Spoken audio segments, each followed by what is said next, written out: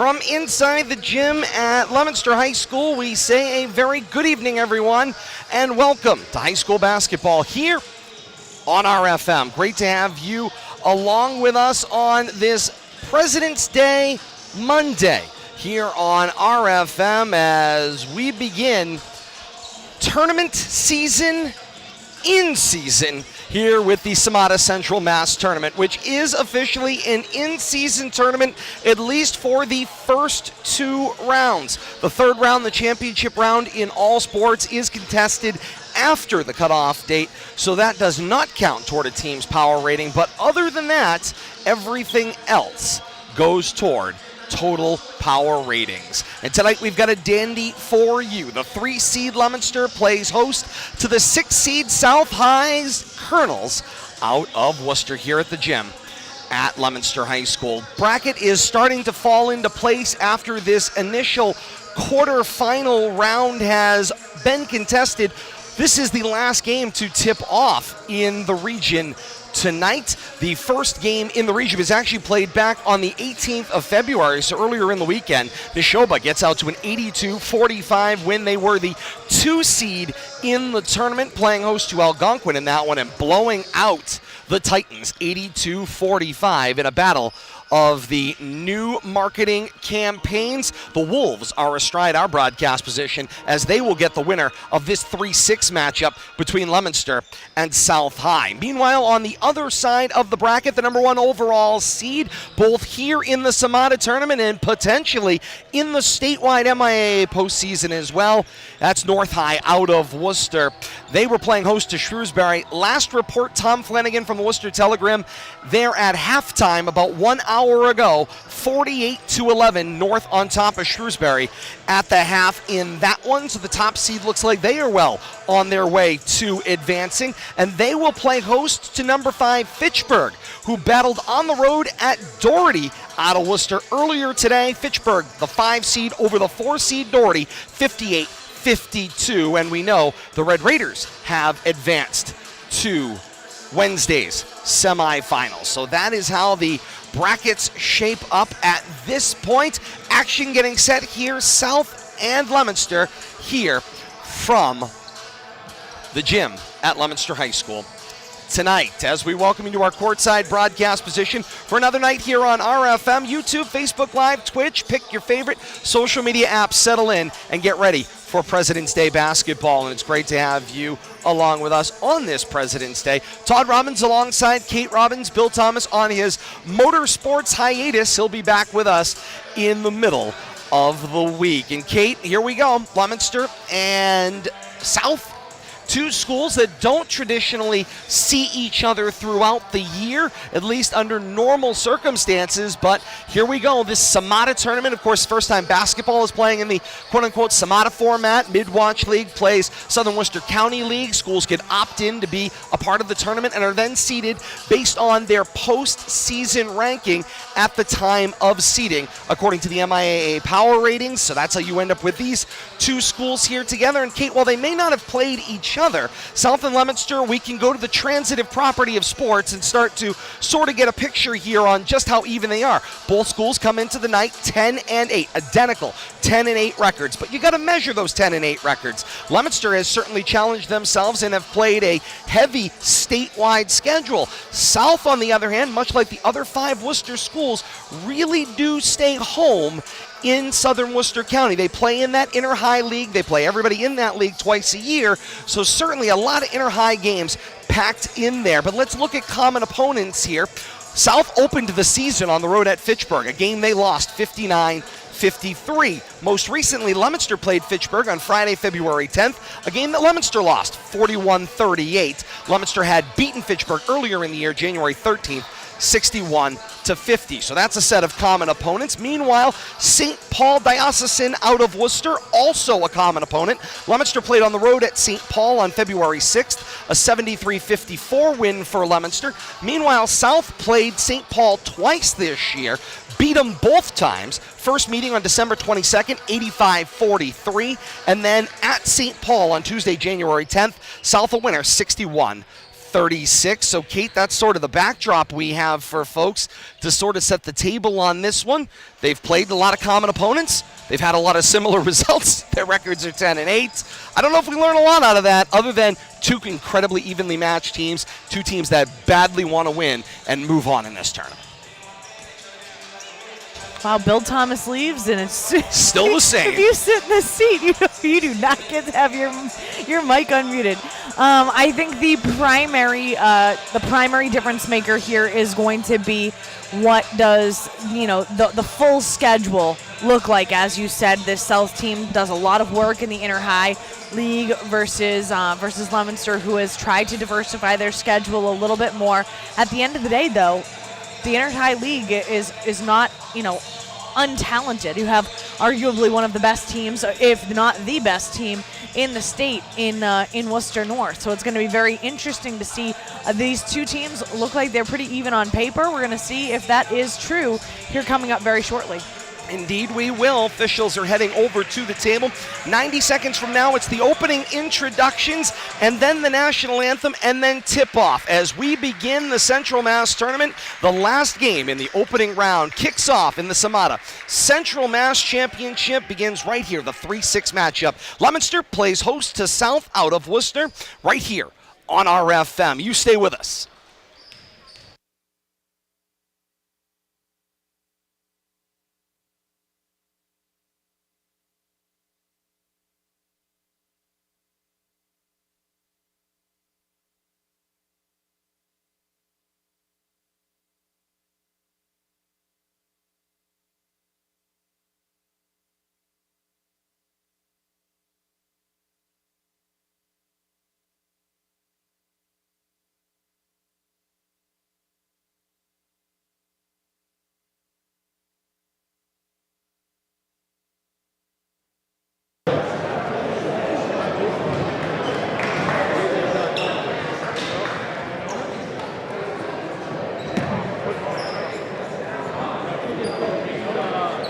A very good evening, fans, and welcome to the gym at Leominster High School for tonight's Central Massachusetts Tournament opening round featuring the 6th seed South High School and your 3rd seed Leominster High School Blue Devils.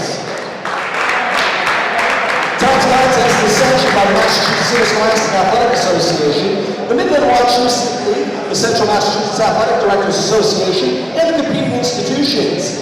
Fans, join us as we back the NFHS initiative to bench bad behavior by positively supporting the hard work of student athletes, coaches, and contest officials.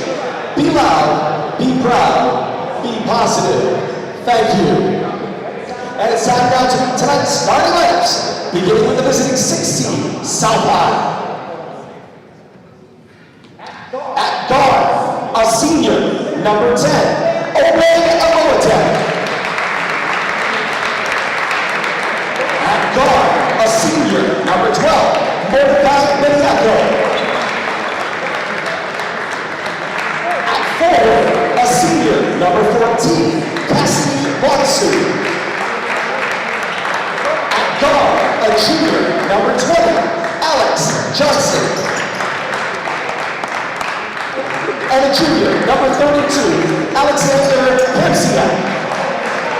The Cardinals are coached by Pat Williams, assisted by Bill Johnson, Brian Marvell, and Peter Wong. And now, let's meet the starting lineup for your Leominster High School Blue Devils. At guard, a junior, number 4, Terrence McCormick. At guard, a senior, number 11, Justin Donna. A senior, number 12, Michael Halston. At forward, a senior, number 21, Ricky Encarnacion. And at forward, a senior, number 25, Dylan Carr. The Blues are coached by Kevin Bunchfield in his 7th season, assisted by Justin Donna and John Borneo. Fans, we ask now that you please rise and remove your caps as we honor America and those defending our freedom with the play of our national anthem.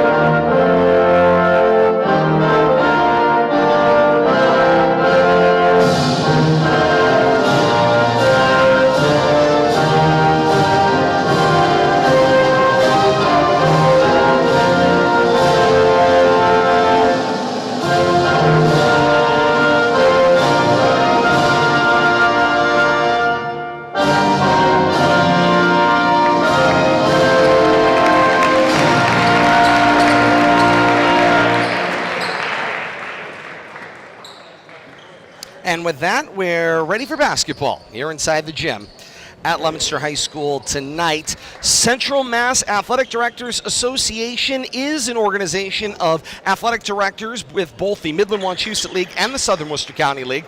And when, of course, the statewide MIAA tournament went into place and became the sort of modus operandi for postseason tournament, the Central Mass Athletic Director Association member ADs got together with their administrations at their respective schools, and they decided they wanted to still have what amounts to a Central Massachusetts District Championship. So you imagine it's sort of akin to a college conference tournament minus the automatic qualifier status, which of course benefits the college teams who play under those circumstances. And with that, to midcourt we go. Tap is away. Leominster's Dylan Carr wins the tap, and the Blue Devils will go left to right here in quarter number one.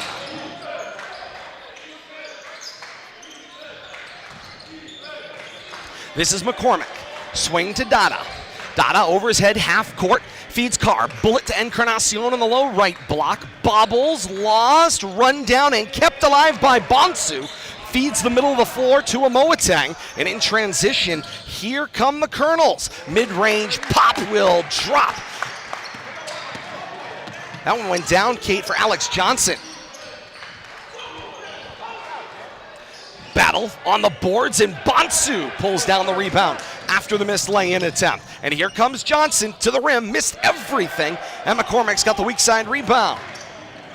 End to end, the action goes here in the early going. 1 minute gone by. South with the early 2-0 lead. Leominster coming off of no day's rest. They played yesterday midday here at the gym at Leominster High School against Haverhill. Kate, it was a game that Leominster won convincingly by a 66-45 margin. Maybe the type of breakout game they've been looking for, as Carr brings down the rebound from high on glass, lays it in and good, and knots a set too. But Kate, it was also a performance for Justin Dada that Leominster's been looking for. A 35-point performance for Justin Dada against Haverhill. Great time for it, but it also leads you to sort of question, where have these performances been over the last couple of weeks? Well, that's true. We have also talked about not necessarily trying to rely so heavily on Justin Dada and his offensive prowess, but good for him for being able to take that one by the reins. 3 for Johnson does not go, and the loose ball is run down by Encarnacion. Kate, Johnson has had all 3 shots from the field for the Colonels.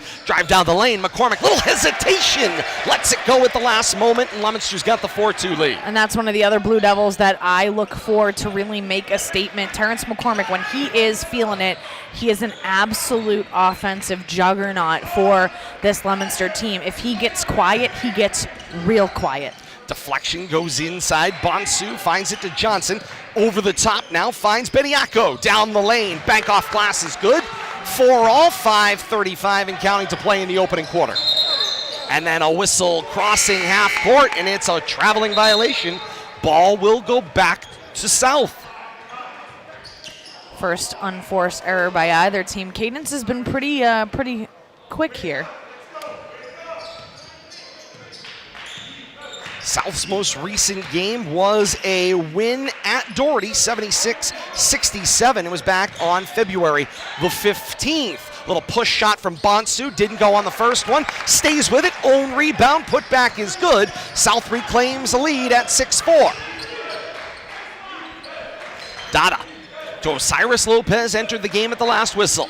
Back to Dada, 3 away. Got the rim, but Bonsu's got the rebound. Pushes it up floor on the exchange Behind for the back. Johnson. And that one doesn't go, but it draws the foul. And Johnson's going to the line to shoot two. And Kate, yes, a nifty move going to the rim. Behind the back. Pretty fancy. South wearing the fire engine red tops and bottoms trimmed in black. South arched across the chest with the black numerals on the front, matching black numerals on the back. Leominster wearing the home white over white, white tops, white bottoms trimmed in royal blue and black. The running devil over the varsity L on either side of the shorts. Blue Devils frame in the numerals on the front, and then a matching set of royal blue numerals on the back.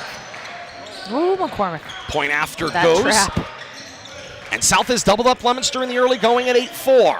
Dada gets open for a look at 3 and delivers. Brings Leominster back within 1. 4:44 to play here in the first. Playing a little bit looser now that he's reached that 1,000-point threshold, has Justin Dada. Dada's called for the block on Bediako, and I'm more interested in, the officials saw the body movement of Dada. I'm more interested in Bediako using the forearm to create space there. Oh. And no call comes. Well, a call came, but the whistle went block. As you know, it's not always the initial action, but instead the reaction. In this case, it was the movement of Dada's body leads to the call of the block. Bediako feeds Bonsu. Pull up That's in the right beautiful. wing, and down it goes. 10-7 the lead for South. 4:24 and counting to play here in the first quarter. And Kate, their mid-range Yes. game is awesome. Beautiful.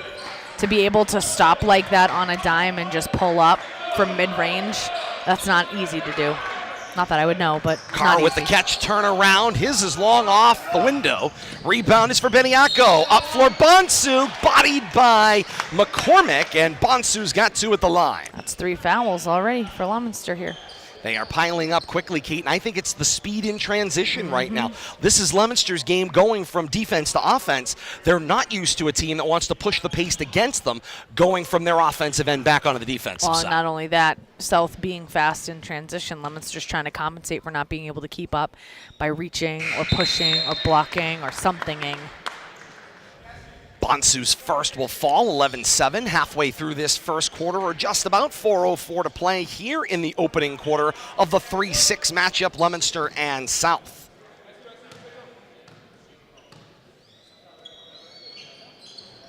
Seemingly automatic, Bonsu 2 of 2 on the trip.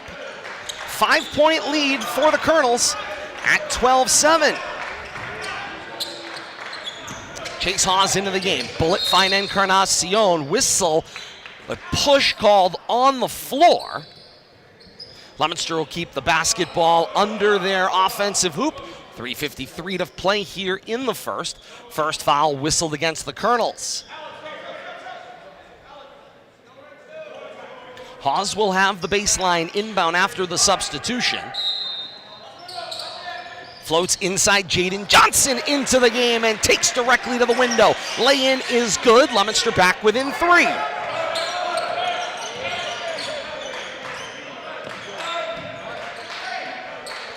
Across the timeline, settling in the half court. This is Amoateng.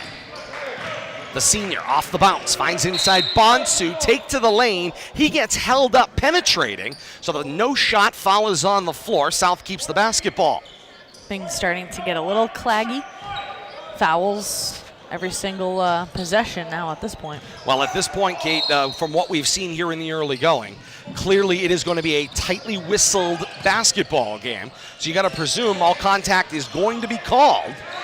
Players are going to have to adjust and play the game purely. That's play defense with your feet. Get in the lanes. Hawes feeds McCormick. 3 from the left side is buried. 12 all. 3 1/4 left here in the first. That's a nice job by Leominster overall, not panicking at the outset. The pace was quick, especially in transition as South goes into the offensive end. Leominster hasn't panicked. Keep playing their game. Fouls might become a problem. A tie up, and no, it is a traveling violation called on Bediako.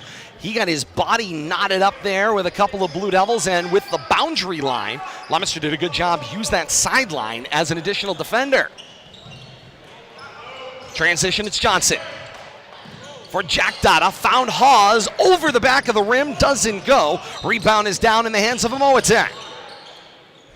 Moatang back for Bediako.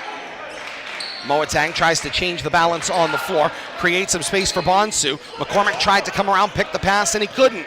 Made it back to a Moatang. Bediako takes the drive, does not go. Hawes got the rebound, pushes it up in transition. Dada, and then forward for Encarnacion. And they'll swing the floor. This is Johnson with the baseline take. Lost the handle, and they say he was across the timeline before the bump. And so the ball will go back out of bounds into the hands of South. And Kate, notice something here. There is a Dada on the floor. It's Jack Dada out there for Leominster. Justin Dada seeing maybe the longest spell in a matter of weeks. His career. Yeah, I was going to say. I don't know. I was trying to pick a time window there. I did. Been a while. Helped you. Actually, I can report on senior night, I think was the longest spell that he had, and it was to open the game. Bonsu tried to get the pass to Moatang. Loose ball pushed forward to Johnson. Johnson gets the room, and the roll will go. Leominster's got their first lead of the night at 14-12. 1:50 to play here in the opening quarter.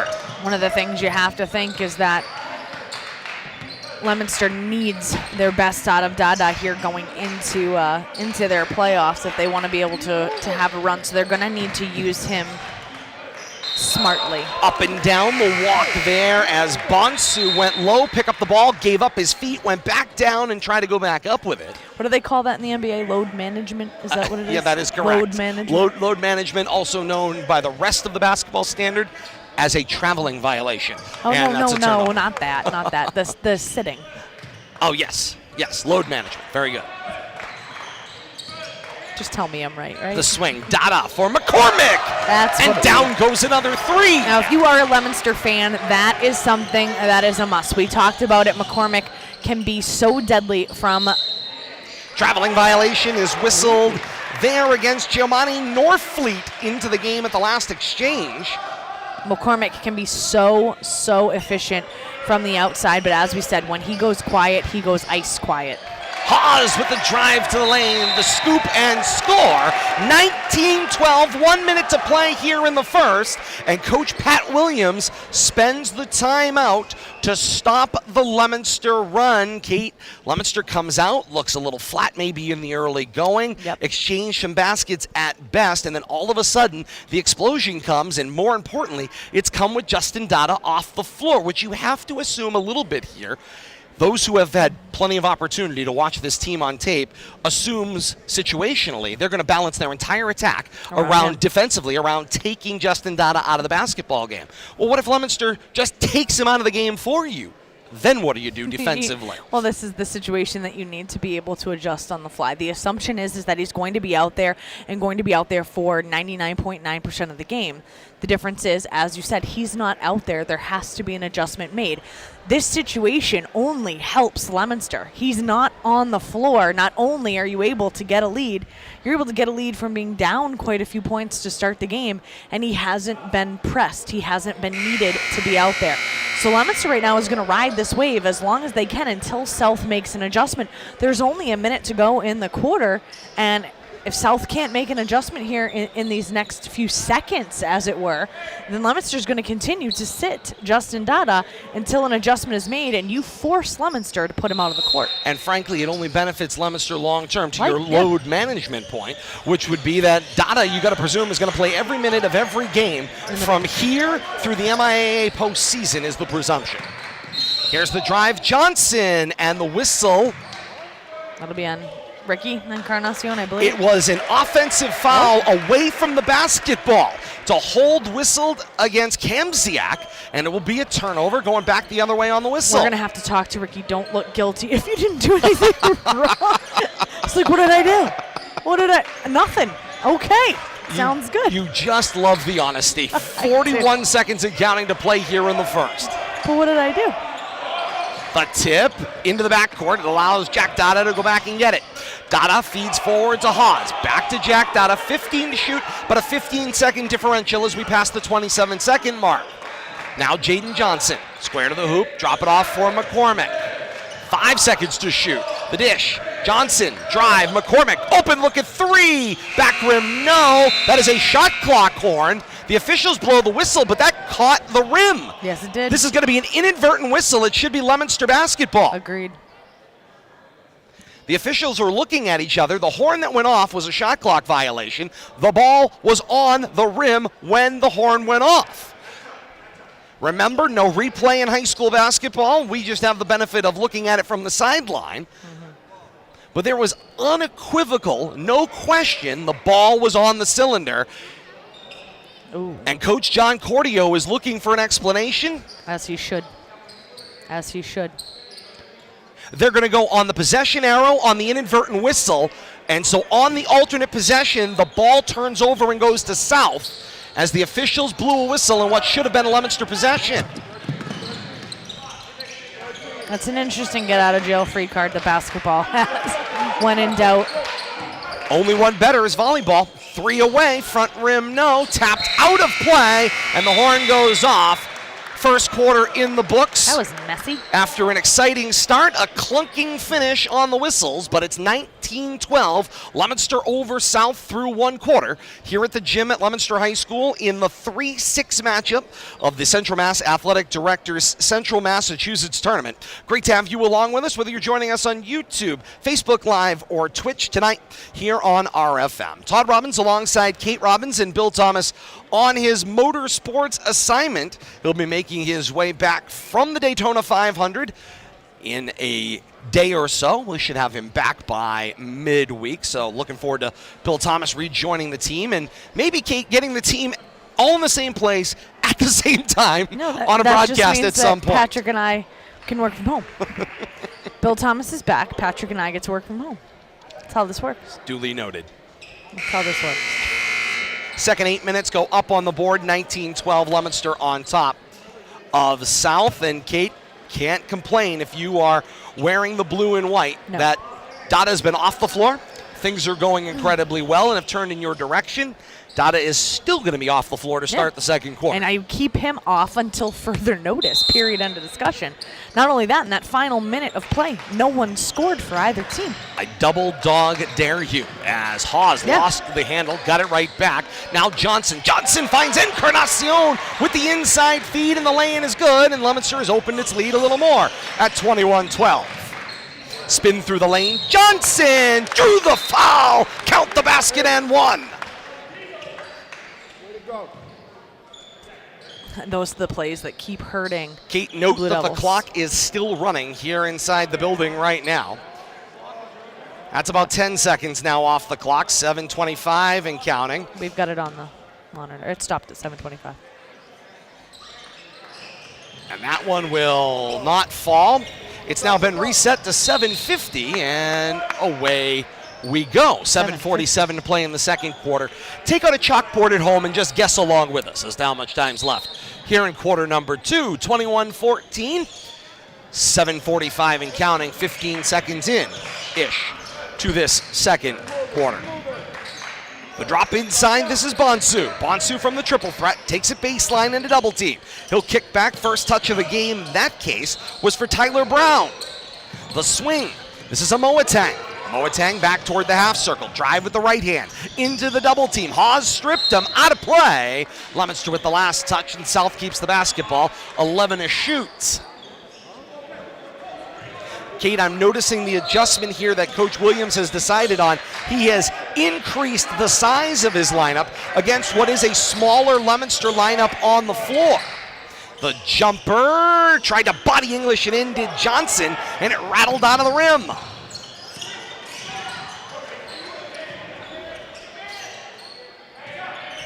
This is McCormick.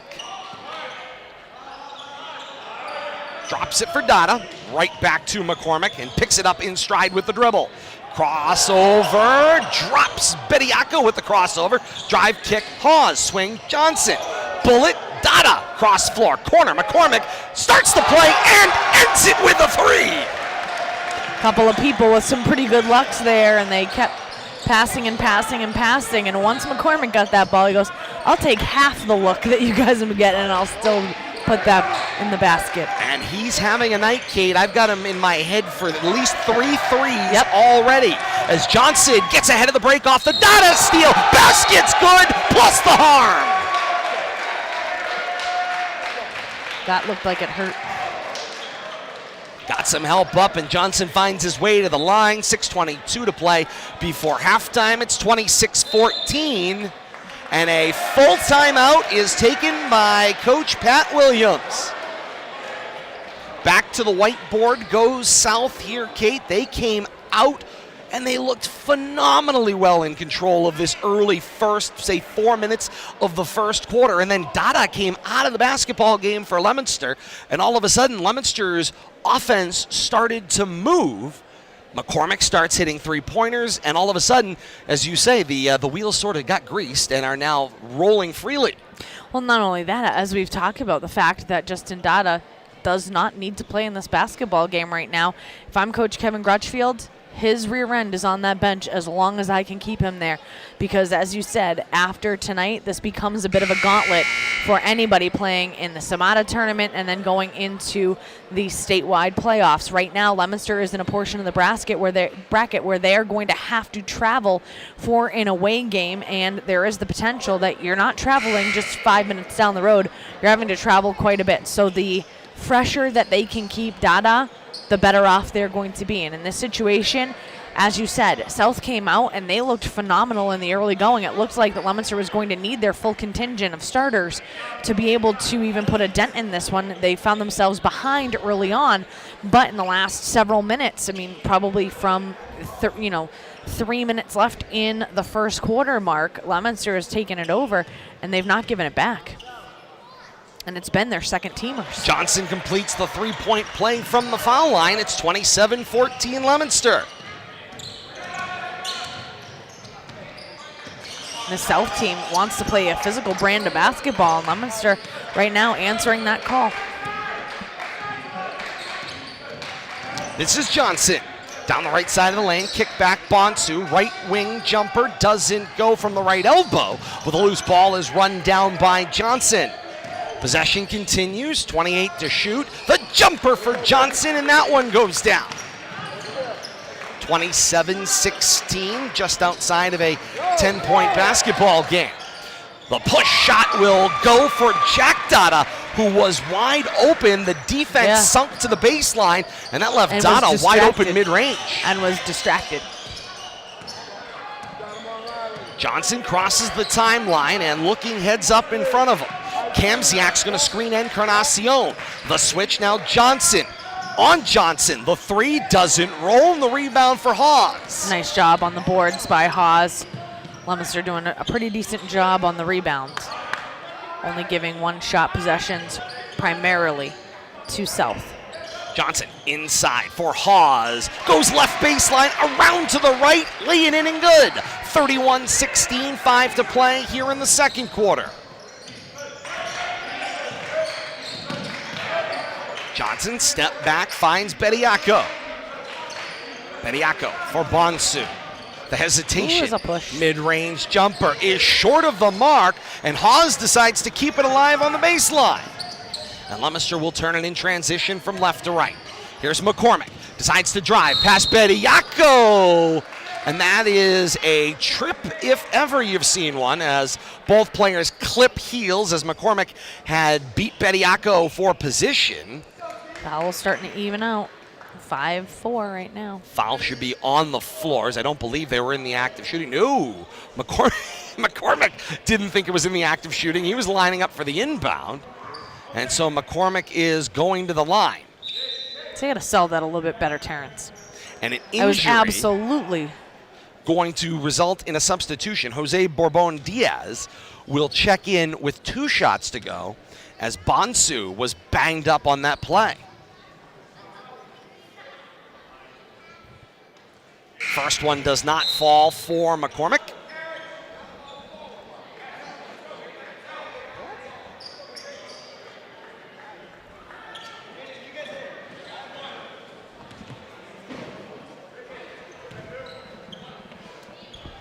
McCormick queued up for his second.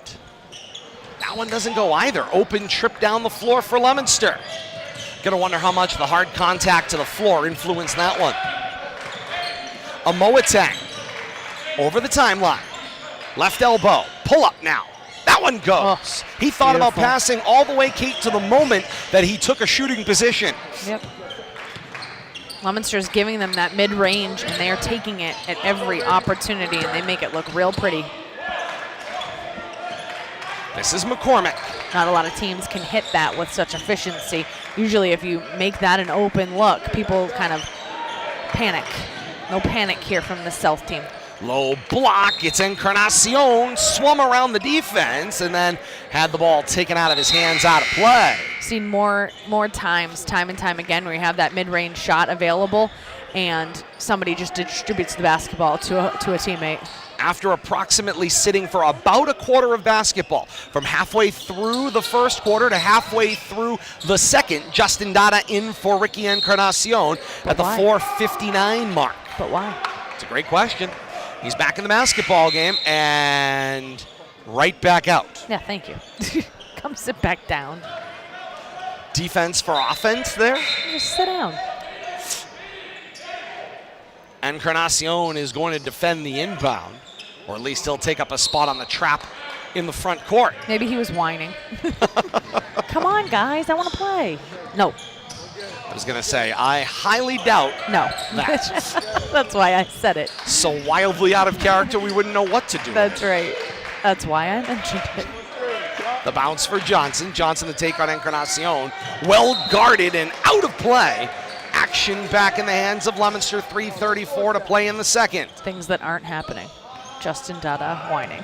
That is correct. Ever. This is Jack Dada. Drops it off for Johnson. Float the low post. This is Hawes, who tried to go left, then turned back right, and he got tied up with Bourbon Diaz. Whistle goes off, and the contact foul will be charged to Bourbon Diaz, his first. And Dada is back into the basketball game. Encarnacion back out, and it looks like Coach Crutchfield is managing a defense-offense situation here. Put Dada out there when an offensive half-court inbound is available off a stoppage. So here's Dada. Jack Dada drops it off for Johnson, then right back to Dada. Bounce inside Hawes. Wide open the other side of the floor is Justin Dada. Gets the ball. Now the take into a double team. He gets fouled, and Justin Dada is going to the line to shoot two, and he flashes a little thumbs up at Terrence McCormick for getting the swing to him. He was wide open on the left side of the floor, Kate. He certainly was. Just goes back on the bench. Kate is very much about managing the workload I'm worried. of Justin Dada as the first Very one worried. goes down. Coach is going to come over. Kate, it's fine. Calm down. Thinking long-term. Long-term. Kate is looking at the long-term here of the next 3 weeks of basketball. Go sit. I'm going to get spoken to. The second one goes down, and thanks for playing. Dada back to the bench. Coach Ricky Cordio's going to Encarnacion come over back and in. go, Kate, it's okay. It's okay, Kate. 33-18, 3:04 to We've play been in the doing second. this for more than 5 minutes. We know what we're doing. 50 years. Alone. 50 years. Just him alone. Right there. He'll be watching this, Kate. Calm down. A Moatang. It's okay, For Kate. Bonsu. Bounce back for a Moatang. A Moatang kicks Bonsu. Take on Hawes. Created the space, and the lay-in is good. And I dare say the bruised knee is A-OK on that stop-start maneuver. Dada got tied up with a Moatang, and a Moatang got into his personal space bubble, and that draws the whistle. That's my kryptonite. Indeed it is. That's why I was not allowed to play this game. Swimming was much safer. Now they give you lanes. They say you stay here. Although I did get a black eye, but they say you stay here. This is your lane. Stay in your lane. Yeah, I can handle that.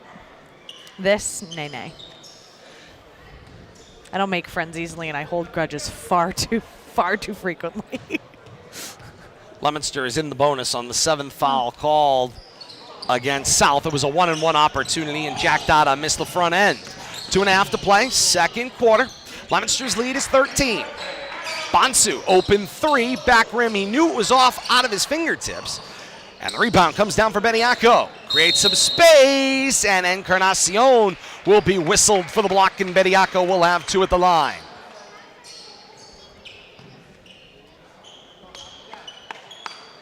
So for those of you that weren't with us off the top of the broadcast here, 3-6 matchup here in the Central Massachusetts tournament. Winner of this one gets the Neshoba Wolves, who are here in attendance doing their homework. They had a win on the 18th to open this tournament, as that first one does not go down for Bediaco at the line. It was an 82-45 win for the Wolves. They will host the winner of this one at Neshoba, 7 o'clock on Wednesday, the 22nd. That one will go down for Bediaco, 33-21. Other side of the bracket is murky-ish, as we do not know what happened in the North Shrewsbury game past halftime. Can I give you my guess? I've got a pretty good guess. It was 48-11 North over Shrewsbury at the half. There's been no reported final score, but I have to suspect that North finished that runaway and will play host to number 5 Fitchburg, who earlier this afternoon in the 1 o'clock window picked up a 58-52 win over the 4-seed Doherty. 5 tops 4, 58-52. Fitchburg moves on to battle the best team in the state. Period. End of discussion as it relates to basketball right now. Some in Eastern Mass would debate it, but you know what? Feather in the cap of Central Mass to have someone in the conversation. Especially if they win the Eastern Mass Invitational. I was going to say, to get added to the Eastern Mass Invitational. It is what it is. Do you imagine being a 1 seed? Eastern Mass Would they know what to do? The jumper Flanagan would. will go for Bediaco. I'm imagining Tom Flanagan, as he was there today for the T&G covering That'll be a Shrewsbury cover North. story. He will be on the North beat, if I had to guess. The drive down the lane. Haas can't get it to go.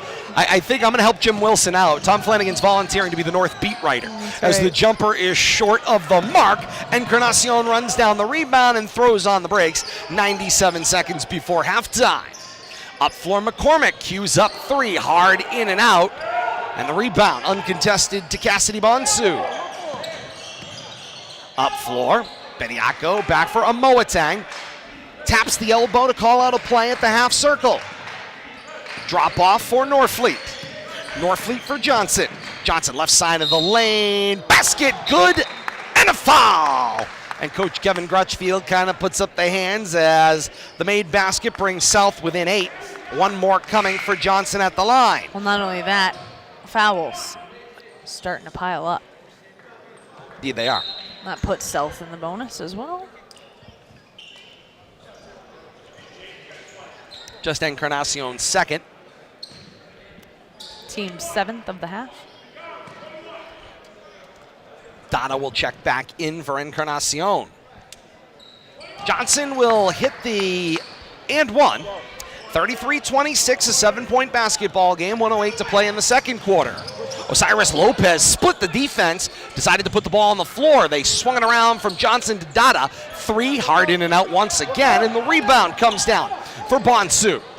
Transition, Bediaco in a double team. He got it up on the rim, couldn't get it to go, was almost the first man to come back inbound to play the basketball. Leominster in transition though. Dada through Donna, back to Dada from McCormick, who is open in the left corner. He'll drop it off. Going on right now. Indeed. That one was deflected and out of play as Johnson caught it on the fingertips and into the front row. 0.3 of a second difference between shot clock and game clock. It's easy when the game clock says 35 and 0.3 and the shot clock says 35. You're crushing it. But they have got the shot clock off. Shot clock, of course, in high school basketball does not do tenths of seconds. So 23 seconds left, now 22 and 21 left before halftime. Coming up at the half, Kate and I will break down action here in the first as Bediaco nails that one. And all of a sudden, this window has narrowed. 10 seconds left, Leominster with a chance for a last shot. Johnson, bullet looking for Lopez. It was taken away. Bonsu, head of the pack, Johnson, 1 second. And that lay-in is good at 1 1/10. I hope There not. was seemingly a whistle, a horn. There was no horn. Something seemingly went off. Everybody stopped. There was a whistle. And the officials are looking at each other. I think it's an inadvertent whistle coming And so up. then it should be no basket, alternate possession, arrow belongs to South. There's been no basket put up. Confusion reigns supreme here on the floor right now. 8/10. 8/10 means there's 5/10 left on the shot clock.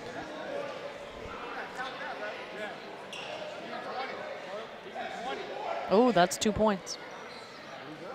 And Coach Grudgefield not happy with the situation, and he speaks his piece to the officials who have had their difficulties here in the first half. They did just put 2 points up on the board, so they just went from 28 points to 30 points, so they are counting the basket. No additional foul has been put up on the board yet, so the conversation's going to continue over here. 2 points have been put up. No fouls have been put up yet, though. So the official went to the table. John Cordio's pointing at the board. Again, no additional fouls yet on the board, but there have been 2 points added. Now they're showing 1.4 seconds left, so they adjust the clock. No foul. The inadvertent whistle, nothing happened. The basket counted. This is off a made basket, so Leominster can run the baseline is the indication. Lopez to McCormick at half court. It's good if it goes. It is off the mark. And for these officials, mercifully, it is halftime here inside the gym at Leominster High School. Leominster 33 and South 30. That's not good. A bit of an administrative nightmare here in the first half of action, but Leominster's lead has narrowed significantly. A lead, Kate, that was as many as about 12 or 13 points in the middle of the quarter is down to and has evaporated to just 3 at the halftime break. Well, and as you take a look at what we just saw happen, fouls started to pile up quietly, and on seemingly on every single offensive possession down to their end of the floor, South gets fouled by a Leominster player. They go to the line, they get extra points. If Leominster is not efficient on every single one of their offensive possessions, that's going to lead to a point deficit, and that's what we saw. We saw South being able to kind of narrow and narrow and narrow quietly, slowly, not with flash or pizzazz, but quietly narrow that lead. Leominster taking some errant shots, clearly not always getting those offensive boards. And in transition, as we said, South has been impressive, and they're getting fouled almost every single time they touch the basketball on the offensive end. Leominster allows this lead to evaporate down to 3. And of course, I will say this as a postscript to this first half and some of the various administrative issues. An inadvertent whistle that was whistled. They went to the arrow. They turned it over appropriately. An inadvertent whistle coming in the closing seconds. They let the basket stand and add time back onto the clock. And no matter which way you slice it, mechanically for these officials, if they would like us to be able to report it out correctly here on the broadcast and not make our best guess based on our observations, their mechanics do call to go to the nearest broadcast and explain the situation. Even at the NFHS? Is that true? I believe it is. Oh, I need to find that. Halftime inside the gym at Leominster High School. The 3-seed Leominster on top of the 6-seed South, 33-30 at the halftime break. We'll step aside, preview second half action when we continue, plus bring you an update in this Class A bracket in the Central Mass Tournament opening round. More to come. You stay with us. This is high school basketball right here on RFM.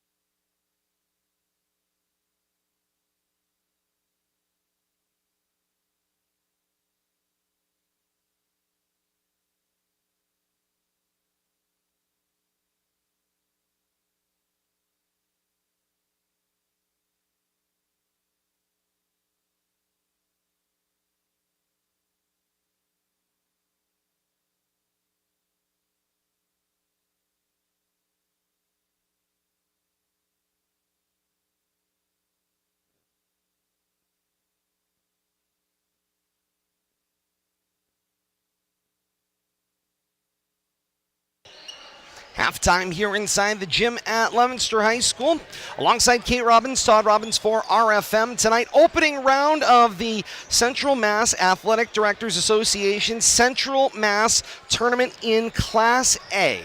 And great to have you along with us. Halftime here in the 3-6 matchup as the 3-seed Leominster finds themselves up 3 points on Worcester South. Take a look at the bracket there on screen. We can fill in the rest of the gaps and final scores. We mentioned Neshoba had the first win in Class A back on the 18th of February, 82-45 over Algonquin. They will host the winner of this 3-6 Leominster South matchup coming up on Wednesday at Neshoba at 7 p.m. Meanwhile, other side of the bracket, we do have now all the final official numbers. Down in the 4-5 matchup, first game today, Fitchburg, a 58-52 win as 5 topped 4. Fitchburg advances on, and they will travel to the number 1 of number 1 seeds, that is Worcester North. North High, an 88-37 win today over the 8-seed Shrewsbury to advance in that one. As we welcome you back to our courtside broadcast position, Todd Robbins alongside Kate Robbins and Bill Thomas on motorsports assignment. Great to have you with us here on this one. Whether you're joining us on YouTube, Facebook Live, or Twitch, great to have you along with us for this 3-6 matchup. And Kate, halftime, Leominster +3. That's the place you'd want to be, but Leominster also saw a 12-13 point mid-quarter lead evaporate by 10 down to a 3-point game. And so strategically, things worked really well in that quarter that Justin Dada was given, but it's 3 points. That's all the difference is between two 10-8 teams as we cross halftime into the start of the third quarter. Now you'll have to see Dada come in for probably the vast majority of the time. This halftime could not have come at a more opportune time for Leominster. They need kind of a reset button, adjustment, something. They need something in order to rectify the offensive efficiency that we've seen out of South. And it only started in the second half of the second quarter. And away we go, third quarter on. And South will go from left to right, wearing the road red on red. Black trim, black numerals front and back. South arched over the front of the chest. This is Bonsu down the lane. He got bumped, but he put the plant foot down, picked it back up. It's a walk and a turnover. First of the second half, basketball to Leominster. Oh, cross-court passing. Yeah, Leominster has got their starting 5 on the floor, as do the Colonels. Down low, Encarnacion off the bounce look from Justin Dada, the finish. Leominster expands their lead to 5 at 35-30. 7:13 and counting to play here in the third. First second half points for either side. Right elbow jumper does not go for Alex Johnson. Bonsu will run down the rebound. Second opportunity. No one clearing that garbage underneath the basket for Leominster. All that effectively, or really all that aggressively, let's say. So South getting that second opportunity now. The bounce, Encarnacion tried to step in, couldn't get it. The runner is off the mark. Encarnacion the jump for the rebound. He'll run it down on the baseline and the turnover in transition. It's Hawes for McCormick, swing Jack Dada, one more swing Justin Dada. The blow by in and can't get the finish. That one was a quarter of the way down before rolling out. The response, Johnson's jumper, also off the mark on the long two. We're watching the Dada down floor, a miss, and Encarnacion though the cleanup. And the lay-in is good, and the lead is 7. Starting to look like a tennis match, though. Indeed it is. It's baseline to baseline. And it was miss shot to miss shot as the foul is off the ball. Jack Dada with a little shoulder shrug like, okay, I guess it was me. It is his second, 6:06 to play here in the third quarter.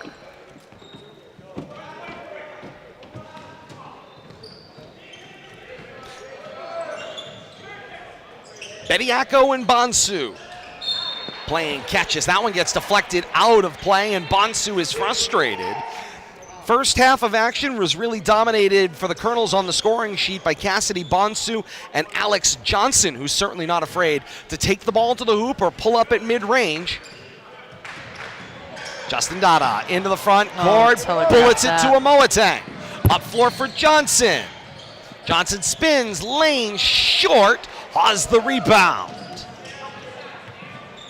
And in transition, it's Hawes for McCormick. Encarnacion, screen down the lane. The finger roll does not go. Hawes has got the rebound. In a double team, does not go. Tap off Donna, back to South. 5:27 to play in the third, 37-30. Leominster's defense is keeping them in this because their offense has been a little shaky here to start the third quarter, but their defense has been spectacular here in the first few possessions against this Colonels team. Bediako, triple threat, chose pass, pull up for Bonsu. Pretty. Uncontested and down it goes. Pretty. Hawes was there, a step and a reach from contesting the shot, and he let Bonsu have it clean, and Bonsu delivered. 5-point game once again, under 5 minutes, 4:55 and counting here in the third. Hawes, baseline, gun back out beyond the arc to Dada. Spins foul line, find McCormick. McCormick down low, Encarnacion, swing back, Jack Dada. Penetrate, kick back, McCormick, double team swarm. Does not go in the rebound for Johnson. I was going to tell him, send it over to Jackala, see if he'll hit from mid-range. Just a deflection, rolls out of play, and South will keep the basketball. Of course, you're referring to Tanner Jackala. I don't know if I am. I don't think he has eligibility left. You so I are should stop. referring to Tanner Jackala. No, he does not have eligibility left. He has used up all 4 of his years of high school eligibility, and then some college years, and then the police academy, and now he represents a different team, representing Leominster PD on the beat today. That he could do some damage on the boards. I have no doubt. Bonsu, it's an offensive foul, and it is whistled. It's that warding off, using that forward forearm to separate and create space, and the whistle, and on the foul, Coach Kevin Grutchfield spends a timeout. 4:20 to play here in the third, 37-32, and Kate, this is another one of those games that are sort of muck and mire for both sides as they are caught in a very thick transition, and neither team is finishing. The word is clunky, and the reason is that neither team right now, when they are on their offensive end, have been able to be all that efficient.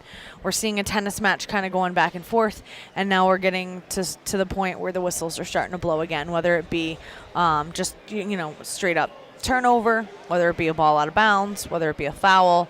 It's whistle, whistle. I mean, heck, in the first half, we had extra whistles. I mean, my goodness.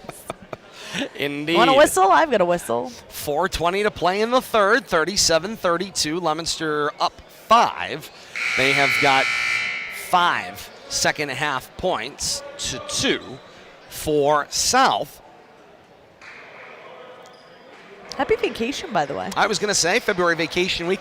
A vacation week crowd on hand. That's to say sparse. It's not sparse. It's just genteel. That's not sparse. It's genteel. These are the hardy souls that will come out even if they don't have school. The student section has been more interested in their phone than the basketball game. Not different than this is usually a fairly participatory student section, for better or worse. As McCormick comes in transition, that got tapped right to Hawes in the back court. Maybe it's he just could the bring it in girlfriend transition section this week. Is it the girlfriend section this week? No. There, I got to see Josh Cormier over there. Some other athletes from other seasons. Getting ready, gearing up for the spring. Indeed.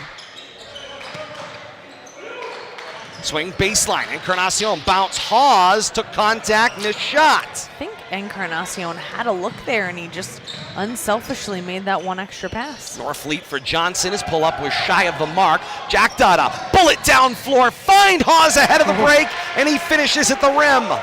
Nearly didn't. Bonsu did not come down on the break, and he will rattle the dunk home, hanging on the rim. He had lost the ball and was hanging on the rim, and they let it fall through the cylinder. 3:20 and counting to play in the third. 39-34. That one's deflected in the front row, and there's no whistle. Now they're nervous. And now the whistle goes off. I have not seen a signal as to who's getting the basketball. I saw the hand go down for somebody to take it. So Haas is going to have it, so it Leominster keeps.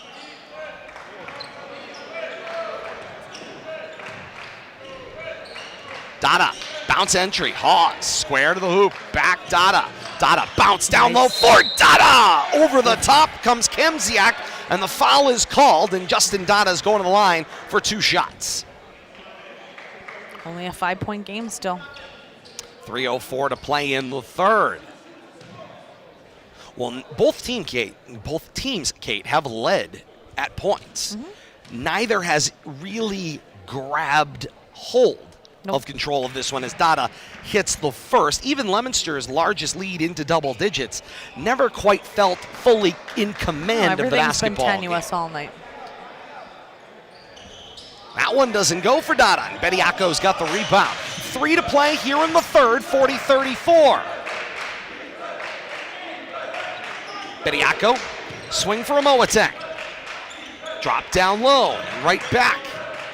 Amoateng steps back out to the half circle. Now Amoateng got the drive, beat Dada to the rim, and the lay-in is good. That was wide open.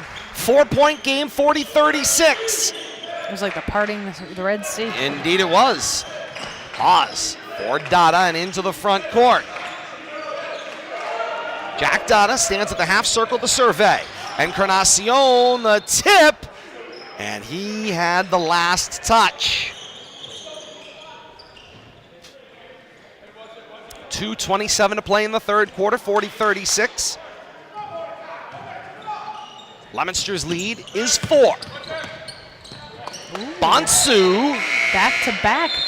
Wanted Jomani Norfleet to do one thing, he did the other, and the ball rolled lengthwise out of play. 2:21 to play in the third. Dada's with control in the backcourt. It's Jack for Justin, and Justin crosses the timeline right to left. Foul line, Hawes sees himself wide open, seeks contact, connects with Kamziak.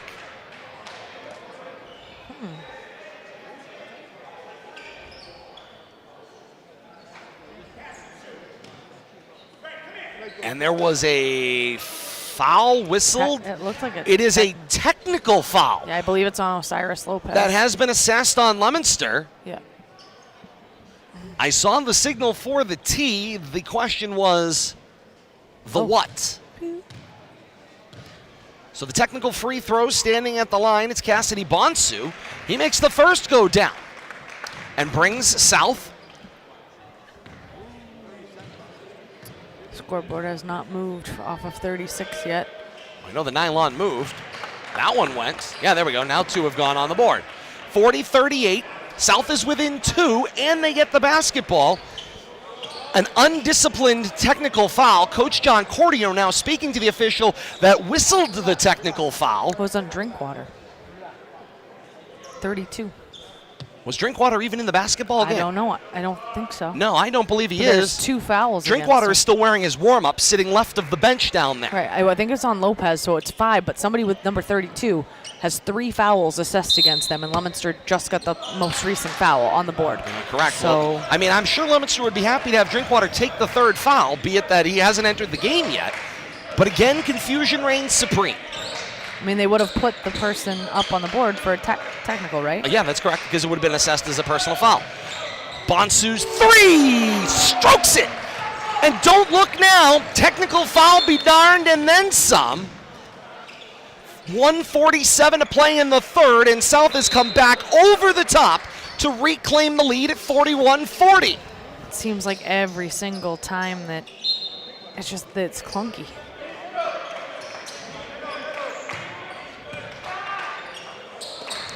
Over the timeline. Now, on paper, we said that this game was likely going to be fairly evenly matched, but these are not closely seeded. Lopez to the corner, McCormick, and a sorely needed 3 is delivered. Leominster reclaims the lead at 43-41, 85 seconds left in the third. McCormick right now carrying this Blue Devils team. Johnson, round the world dribble. Swing, finds Bediako. Bediako for Bonsu, left elbow to the middle of foul line. Jumper rattles down, 43 all. 1:07 to play in the third. Up floor, it's Dada for Johnson. And under a minute to go here in the third quarter. It's Jack Dada for Jaden Johnson. Back to Jack Dada, left corner. Top, McCormick, deep three this time. Back rim, no, race for the basketball. Lopez tries to save, and he will tiptoe into the third row, and the ball is out of play. Little baby over there, too. Yes, he did a good job. He split right between Nick Mallard, representing the Settlin Enterprise, and that young fan you referred to. Moatang brings it into the front court, drops it off for Bediako. Bediako left-hand dribble, down the left baseline, trapped in a double team, swing back Bonsu. Bonsu, strong take to the rim, and it's good. 45-43, 25 seconds left in the third. Shot clock is off for the remainder of the third. And Dada telegraphs another one. Bonsu with the pick on Jaden Johnson. Gets the handle and gets the lay-in to go. It's 47-43, a 4-point lead back the other way. Passes have been being telegraphed all night long. Dada down the lane. Another He missed. bunny miss. And he slaps the wall as Johnson throws one up at the buzzer, and it will not go. 3 quarters in the books from the gym at Leominster High School, and we are officially on CMADA upset watch as the 6th seed South has a 47-43 lead on the 3 seed Leominster through 3, the all-important 4th and deciding final quarter when we continue here on RFM. Winner of this one travels to Neshoba, 7 o'clock game on Wednesday. The 2 seed with an 82-45 win earlier this weekend. And Kate, right now, the momentum has swung fully in the direction of South. The only benefit Leominster gets here, the quarter ended. And so you get a stoppage of play. You take a second to breathe right now. Leominster, as you mentioned there in the waning moments of that quarter, Leominster's been telegraphing their passes on offense and doing so around midcourt. So they've allowed South to jump the lane multiple times. They've had multiple situations where they have beaten South in transition. They've tried to go to the basket and they've missed the bunny. You also have the situation where every single time one of these weird plays happens, Leominster's not on the benefiting end of any of the weirdness that has happened. They've not been able to maintain or even really develop any type of momentum. They're relying on Terrence McCormick on the outside really right now to make things happen, because for the most part everybody else has not been incredibly efficient. And the untimely technical foul followed by the made free throws by Bonsu, followed by possession and points after, turned this game in the direction of South as right into the start, a one-shot possession. Johnson with the miss. Those have been a problem. Johnson, Alex Johnson that is, gets caught working on Jaden Johnson. The biggest thing here is you are giving this South team more and more and more confidence with every single second that ticks off this clock, and they maintain the lead. 30 seconds is worn off the fourth quarter clock. The flash for Bediako, back for Bonsu. Bonsu, swing back for Moatang. Moatang, scoop shot up, that one does not fall. McCormick finally grabs the handle. Moves it down floor through Lopez and for Johnson. Near side Dada. Creates some space, beat Bonsu. Kamziak, they say went straight up, but Dada battled for the lay-in to close Leominster within 2. 1 minute gone by here in the fourth, 6:55 and counting. I certainly understand Dada's gripe there. The whistles have been freewheeling all night and to get nothing there. Kind of interesting. It's happened twice now. And now a foul on the subsequent rebounding action, and McCormick just lets the basketball go and gets out of dodge as he advances up floor.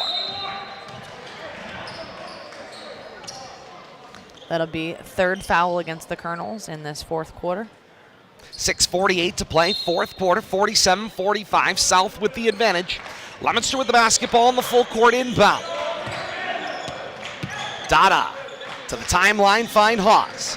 Hawes finds Kamziak, and the block is called this time And Haas's shot was wild, off mark, but 2 shots coming at the line. Here's been another problem for the Blue Devils. They've not been consistent from the line, not taking advantage of the freebies when they're being given. So right now, Haas, with a 2-point game here, with only 6:31 remaining, he needs to hit. Take advantage of the freebies when they're given to you. And he got that one. Closes it within 1, 47-46. Jomani Norfleet will check in the junior for the junior Kamsiak.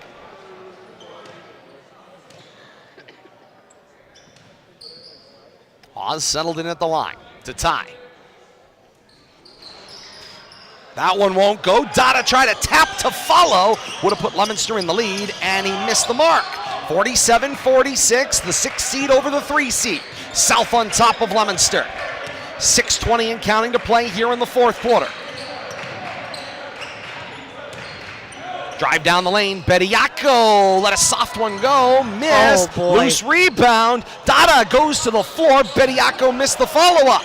A Moatang unchallenged 3 does not go. Encarnacion able to keep it alive on the baseline. Turn it in transition. Haas is open to the rim. Rejected. The ball out of bounds. That is a clean block for Alex Johnson. He wanted it more. He out-jumped and took the ball clean out of the air. Haas's momentum took him to the wall, but there was no contact there. Alex Johnson with a great block. And now the whistle goes off before the inbound, and this one will go on Haas. Haas a little bit dejected. You just go flying into the wall uncalled, but there was no contact. You just don't see it that way if you were the one that careened into the pads. You can't put a foul against the wall. That is correct. Though you might want to. Yeah, there's no simpler way to say it. The clock is not running right now, Kate. Oh, Lord. 10 seconds have come off the shot clock. Now goes. the clock will start to roll. About 12 seconds that are still on the game clock that shouldn't be. 15 to shoot on this possession, 5:45 to play in the 4th. Crossover, Johnson, lay-in is good. From that angle, multiple times tonight, that lane has been wide open, and South has been taking advantage. And Dada gave up the basketball, lost out of play. It was last touched by Bediako, and Leominster will keep, and they are in trouble. Yep, this is not good. Timeout spent by Coach Pat Williams and the Colonels. 5:32 to play in the 4th quarter. 49-46, a 3-point lead for South. Remember, the halftime lead was 33-30, Leominster up 3. It had been up by as many as 12. Leominster right now has been streaky from quarter to quarter to quarter, almost in 4-minute increments, actually, that we've seen. The first 4 minutes of the game, they came out cold, they came out slow, then they turned it on for the next 8 minutes. So basically the last 4 minutes of the first quarter, the opening 4 minutes of the second quarter, and then they started to waver. That 12-point lead started to dissipate all the way down to 3, as you said. We were hoping that the halftime break would then allow for Leominster to make the necessary adjustments to be able to come out and make things better. But this entire second half has been, muddled at best. So right now, not only has Leominster been failing to put together efficient, effective, and dominant quarters, they're not even able right now to go more than 4-minute stretches. And so right now they're needing to find the puzzle pieces that will put them together. It's never easy on a vacation week. It's never easy when you're going, in a tournament where you're the expected winner or the higher seed. But as we said in the pregame, on paper, this one looked pretty even. Johnson swings to Dada. And we know that Leominster has not been playing their best basketball of late. Haas into a triple team. Bounce for Encarnacion. Swing out. McCormick is open. It's straight away. That one does not fall. And the rebound is run down by a Moatang. He'll feed back Bonsu trailing the play. Wild shot is off the mark. And Haas has got the rebound. It's fun to watch. Yeah, absolutely. Dada down the lane. Soft Another at the rim. bunny. That's Another 3. miss. That's 3 missed. 4:50 and counting to play in the fourth. Johnson the response. He gets wiped out by Encarnacion, and Johnson is going to the line to shoot two. And Kate, I'm going to say it because it has to be said. Leominster's offense functioned better when Justin Dada was sitting on the bench in the first half. Well, I mean, and right now that's true. It's true. It's an unfortunate fact, but it is what we have seen tonight. As Johnson hits the first, 50-46, 4:48 to play in the fourth. There may very well be something to be said about what you had mentioned earlier. This South team prepped for Dada at the helm. When Dada was not at the helm, South didn't know what to do. Up four, it's McCormick, head fake and drive, drops inside Encarnacion, and that one will rattle down. Leominster back within two, and Coach Crutchfield spends the timeout. By our records, his first.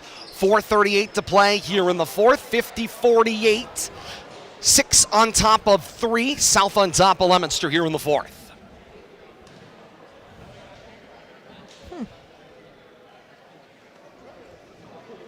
Again, if you are just joining us here on YouTube, Facebook Live, and Twitch, last game in the opening round of Class A's Central Mass Tournament, sponsored by the Central Mass Athletic Directors Association. Every other game has gone final. This one is the lone one. 8 teams entered in Class A.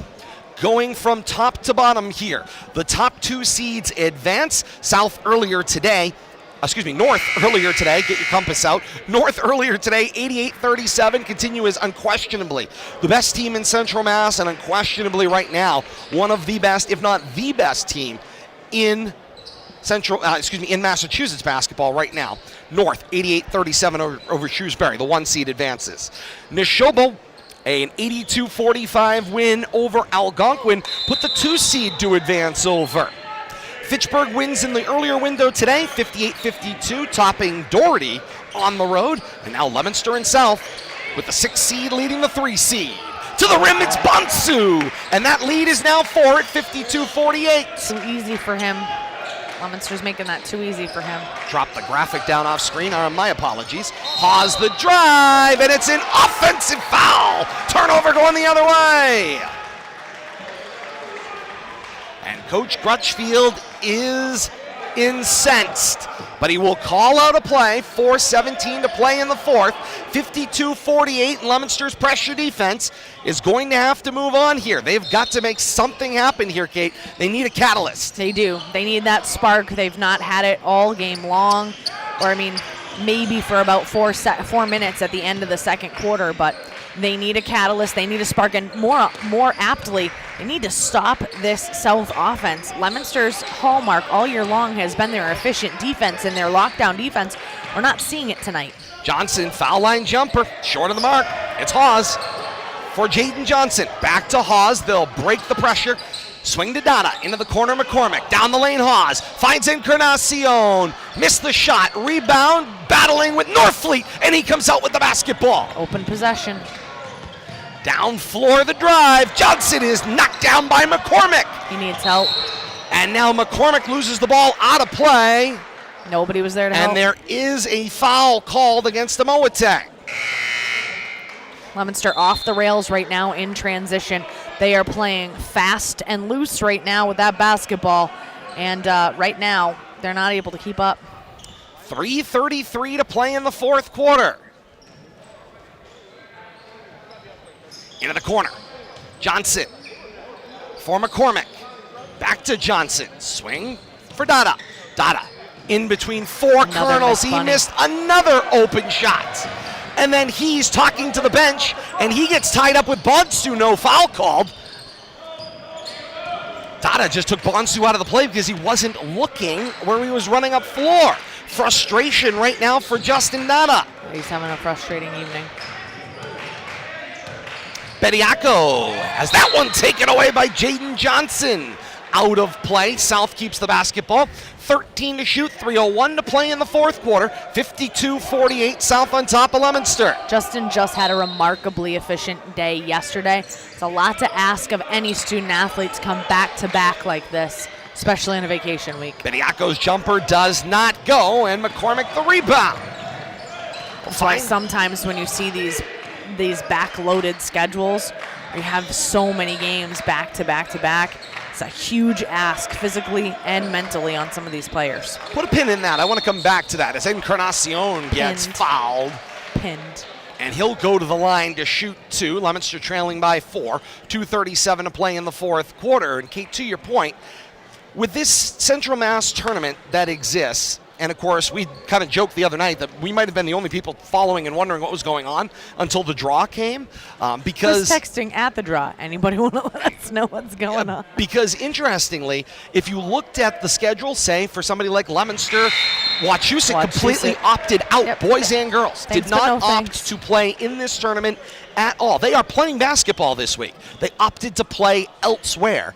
So when you are trying to balance the needs of playing a strong statewide schedule against a Central Mass tournament, you have to wonder, when you book yourself Bedford and Haverhill back-to-back, which is supposed to be Friday, Sunday, and then you got to move Bedford to Thursday to accommodate this tournament. This is an awful lot to ask. Schedules are going to have to be assembled differently. Well, we saw it last year as well. Leominster played kind of this insane last week and a half of their schedule, and it's a lot to ask of your athletes. Ball into the front row. The uncontested giveaway is Northfleet.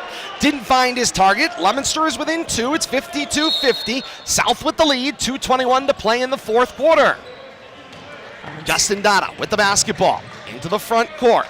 Swing. McCormick thought about the 3.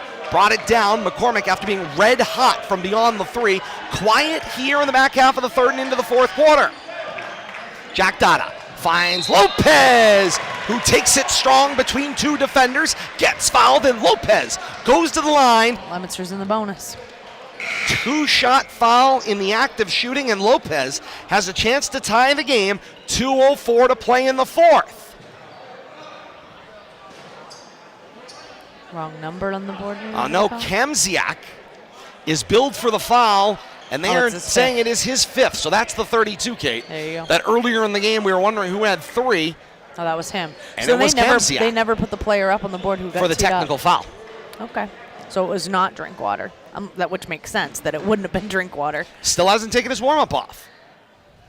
Lopez misses the first. Chance to bring Leominster within 1 still exists on this trip to the line.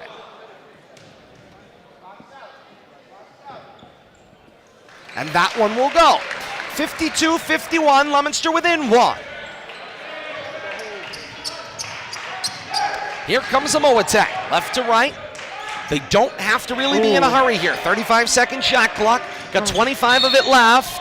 Yeah. And Jack Dada is going, we're playing defense with the feet, and they say Dada used the forearm. Coach Crutchfield gets up, and he's going to bark, saying, who exactly used what forearm is the question. There was contact. There was a major bump about 3 seconds prior. It almost looked like a headbutt, an inadvertent headbutt. And then you had that secondary contact that was called. So the first one didn't look good. Crossover of Moatang. Drives on Dada. The whistle off again. That time he had his hands on the body. And so Moatang will go to the line to shoot 2. Everybody's in the bonus now. Jack Dada called for his 4th foul. And we'll say, Kate, uncharacteristically called for his 4th foul. Yes, but because certain players have been asked to, serve more time on the court tonight, makes sense that uncharacteristically some players would be getting more fouls. That one will drop in for a Moatang at the line to increase the lead to 53-51, back to 2. Still a 1-possession game. Yeah, chance to make it a 3-point game. A Moatang. That one doesn't go. And Lopez the rebound. Leominster still within 2. 53-51. 1:40 to play in the fourth quarter. Dada drops it off for McCormick. Back to Dada. Dada drive. Foul line kick. Find Dada. Swing back for McCormick. 15 to shoot. McCormick is open. Swing Dada. Bounce Encarnacion. He lost the basketball. And into the hands of Beniaco. A lot of open possessions for Leominster. Trying to take what opportunities are being given them, Kate, but in these circumstances, I don't know that Ricky Encarnacion's the guy I want handling the basketball in these waning moments. Got to create for the players that have got you here. Drive, it's Johnson. Johnson takes it back beyond the arc. Under a minute to play in the fourth. 5 to shoot on the possession. Johnson's jumper. Oh, drops. And the timeout spent by Coach Pat Williams. 45 and 9/10 left in the fourth quarter. 55-51, a 2-possession lead for the 6 seed South over the 3 seed Leominster. And again, we'll say it again, on paper, it looks like an even matchup. 2 10-8 teams coming into tonight.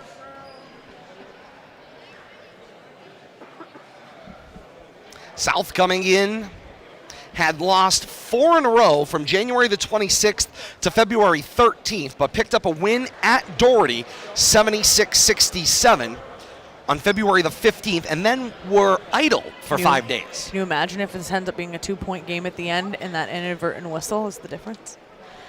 Coach Kevin Crutchfield might just spontaneously combust. With good reason. He might not want to come down and talk to us. Because when, and again, I'll just make this point. People go at the time, well, you know, you should be better than those 2 points. Agreed, wholeheartedly. And it was in the middle of the game, and it shouldn't have mattered. But if it ends up being the 2 points that makes the difference in the basketball game, you know, aw shucks, sorry, you know, that happened is not the right response. McCormick, drive for Lopez. Leaner does not go, and the rebound down. Another for open Bediako. possession. Leominster gives the foul. 28 and 6/10 left. Now all Leominster can do is try to foul and extend the game. This is gut-wrenching. I think that's how you would describe the end of January and most of the month of February for this Blue Devils squad, as they watched a team that on the first draft of the postseason rankings were 7th in Division II. They have dropped coming into today to 23. A loss here likely drops them further. They will have enough to qualify for the postseason, Kate, but they are wounded and they are venting positions at this point. 2 of 2 for Bediako at the line. 57-51. Dada, down floor, foul line. Back McCormick, open look at 3. Off mark, Bonsu the rebound. Somebody foul? And they're going to let Bonsu pass out. Now Johnson, Dada gives the At foul. least 3 extra seconds. 15 and 2/10 left here in the fourth. Somebody in the backcourt not have a foul to give? That's a great question, Kate. 57-51. Winners move on. Well, the winner moves on in this case to play at Neshoba, 7 o'clock on Wednesday. And they're here. The teams that lose in this tournament, everyone was guaranteed 2 games to go on their postseason standings. So these teams who lose will play each other. So the team who loses in this one, That one goes as well. indeed, gets Doherty on Wednesday. Dada the running 3, and he buries it. Coach Crutchfield's going to let him play it out. Still in a 5-point basketball game. They'll run, they'll give the foul, 5 3/10. At this point, it's academic. 59-54. Dada's running 3 will come too little, too late for the Blue Devils.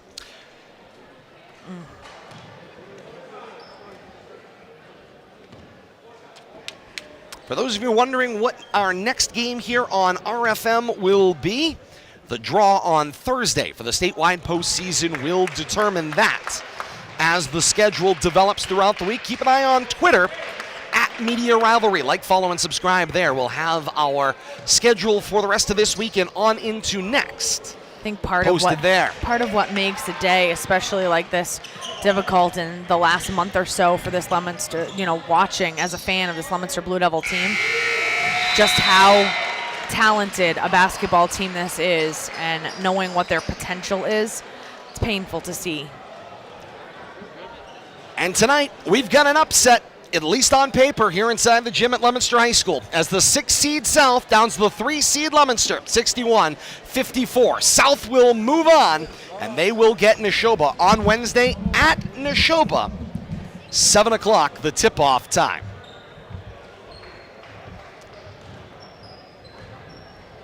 Rest of the bracket lines up here.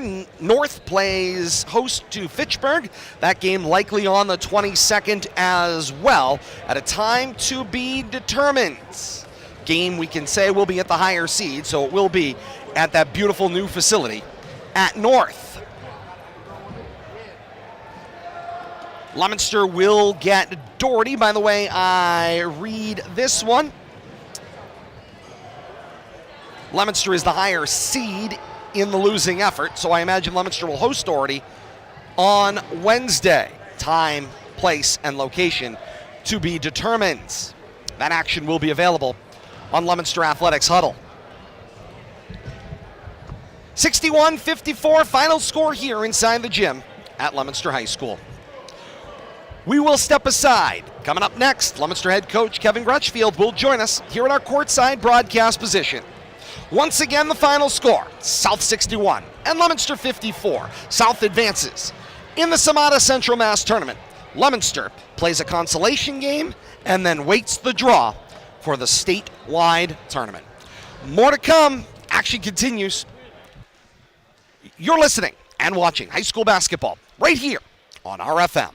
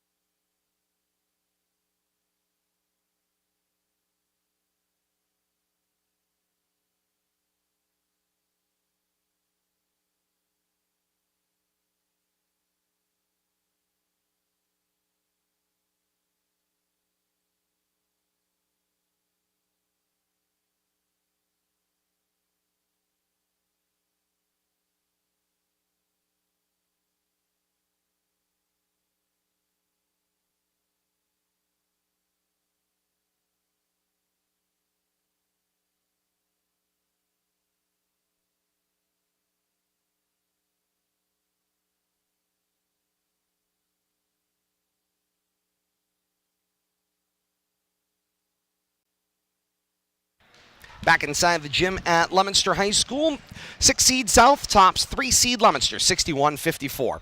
The final score, South will move on to play the 2nd seed Neshoba Wolves on Wednesday. Joined now at our courtside broadcast position by Leominster High School head coach Kevin Grutchfield. And Coach, thank you so much for coming and joining us here after this one. And it's an interesting 24 hours. And I mean, gosh, I guess we go back 4 or 5 days at this point. Your schedule has not exactly been stacked to your benefit. You've been challenged. You've got to learn a lot about your team, the emotional ups and downs. The recovery comes, with a win yesterday against Haverhill. Dada's got 35 in that game, and the team looked like they had a really great team victory. And then they came out today, and I mean, probably accepting the first few minutes of the basketball game, the latter stages of the first quarter and the second quarter, things generally looked pretty good, and that was with Dada getting some time on the bench, and all of a sudden the offense seemed like it was moving. Right. We came out flat.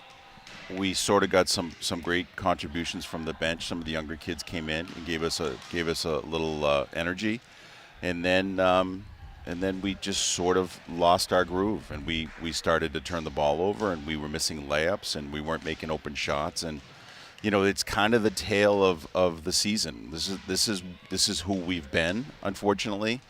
You are what your record says you are, and we're basically a 500 team, and we play like a 500 team. We can't establish any consistency, and we had a huge win yesterday, and then this is when you need leadership. This is when you need people to come in and you need contributions from the bench, and you need the seniors to step up, and we just haven't been getting that. So it's on me. I take full responsibility. I got to do a better job coaching these guys. I got to motivate them better. So back to work tomorrow. We got Doherty, I believe, on Wednesday, so we'll see how that goes. Talk a little bit about something, and I had 2 different reactions to it. It's sort of kind of how it aged. So at the time when Dada was out, sort of for what it amounted to about a quarter, right? It was about the 4-minute mark of the first quarter to about the 4-minute mark of the second quarter. Your offense seemed like it moved well. Your younger players came in. They worked as a team. And they got the ball to the rim. And at that time, strategically, it was like, this is brilliant. Right. You get a chance. You could build a lead with your best player sitting on the bench. This is exactly what you would be hoping for, and how the cards would line up.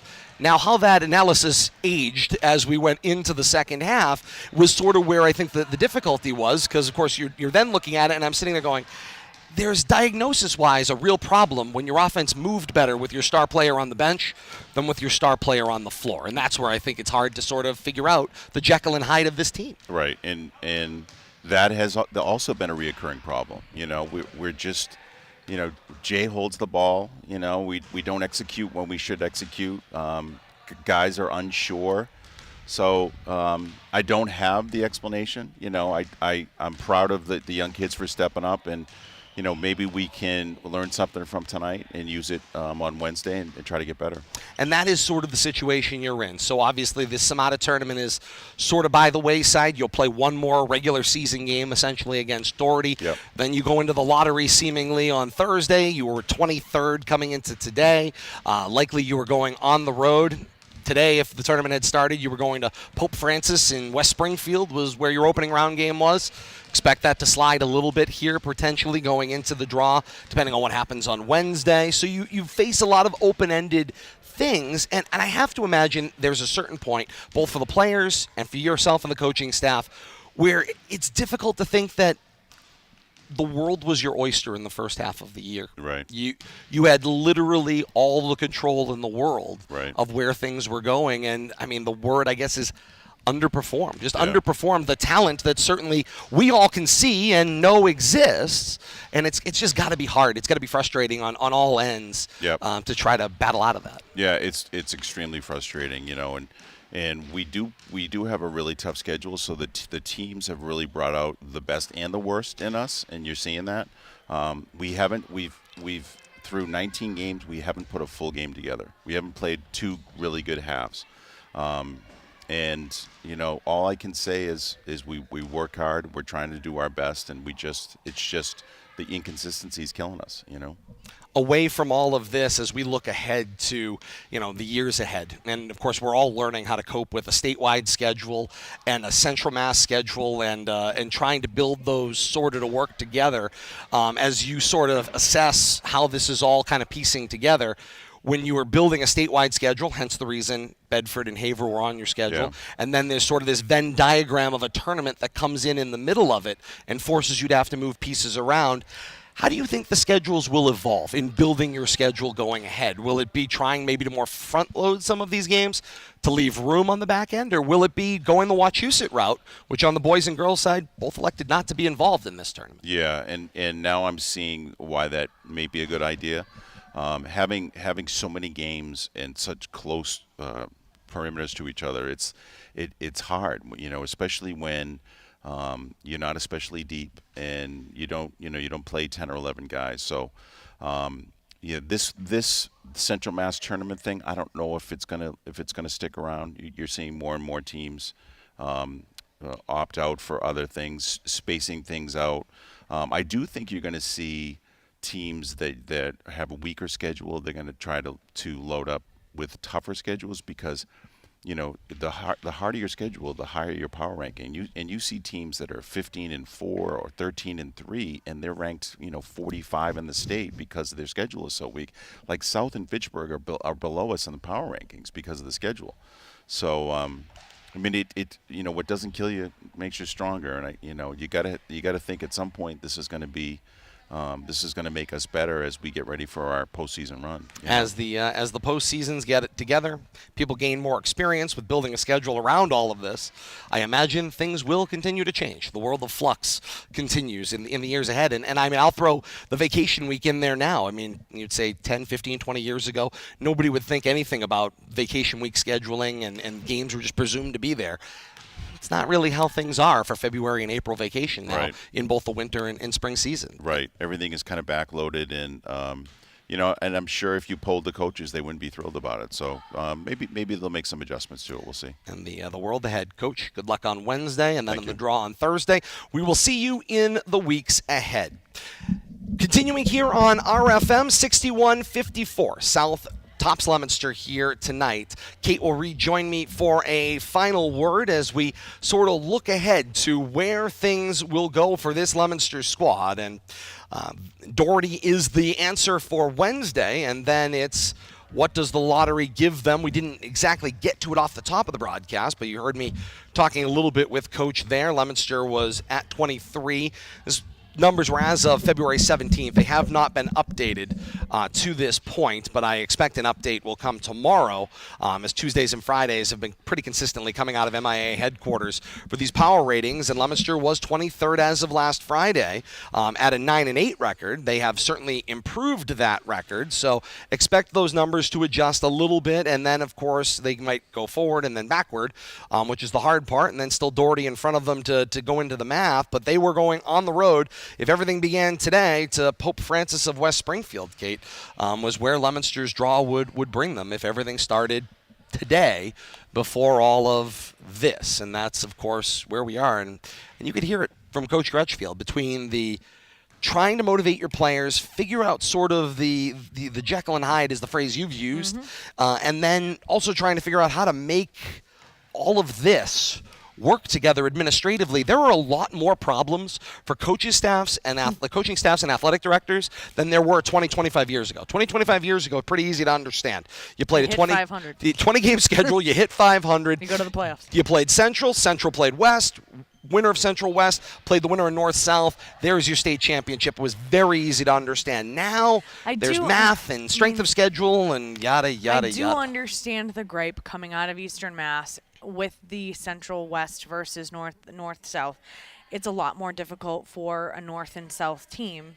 It does create equity amongst the various regions, but then again, the whole thing, it just becomes a bugaboo. At the end of the day, what you're seeing right now is the fact that there are more athletic directors, there are more teams in Eastern Massachusetts that are able to make the decisions that then affect the Central Massachusetts teams and Western Massachusetts teams. So it's not a perfect system. It's never going to be a perfect system. So it's difficult, and to the credit to all the coaching staffs, you basically just have to go with what you got. I will say that when I was growing up, it was very simple. You opened up your season, whether it was fall season, winter season, spring season, a little bit different for me in winter season, but regardless. You hit 500. You had a 20-game season every single time, whether it was volleyball, whether it was soccer, whether it was field hockey, whether it was anything other than football, whether it was basketball, boys side, girls side, lacrosse, baseball, softball. It was 20 games. Period, end of discussion. Everybody played 20 games. And if you won 10 of them, you were in. Period, end of discussion. Like, it was very cut and dry. As soon as you got to 10 wins, you were good to go.